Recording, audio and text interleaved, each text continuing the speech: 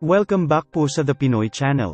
Kagabi ay nagulantang ang mga netizens sa kumalat na video online na ipinapakita ang naging pamamaril ng isang pulis tarlac sa mag-inang kanyang nakaalitan. Viral ang makabaliktad sikmurang video. Ngunit ano nga ba ang pinagmulan o punot dulo nito na humantong sa karumal-dumal na pagpatay? Ang pulis tarlac in question ay nagngangalang si Jonel Nuezca, isang sarhento at 46 years old na. Ang kanyang mga biktima ay mag-inang Sonia Gregorio taong 52 at Frank Gregorio taong 25 gulang. Entrati sa unang balita na away bata ang naging dahilan ng karumal-dumal na krimen na pag-alaman ngayon na ang punot dulo ng pamamaril ay walang iba kundi away sa daan o right of way. Kwento ng mga witness na naroroon sa lugar, nagpaputok umano ng fireworks ang biktima na narinig ni Jonel Nuezca.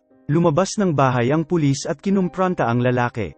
Lumabas din ang ina ng lalaki upang pigilan ang kanyang anak na makipagtalo sa pulis. Sa kalagitnaan ng away, ay naungkat ang matagal ng isyu ng right of way nila.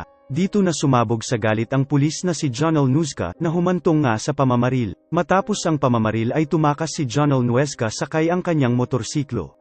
Magkapit bahay lamang ang sospek na si Jonel Nuezca at ang kanyang biktima. Magkatapat lamang sila ng bahay. Kasong double murder ang isasampa ngayon sa nasabing pulis. At dahil may video at malakas ang ebidensya laban sa kanya, sigurado nang siya ay makukulong ng habang buhay. Dadaan peran sa proseso at lilitisin ang kaso pero sigurado na ang outcome nito.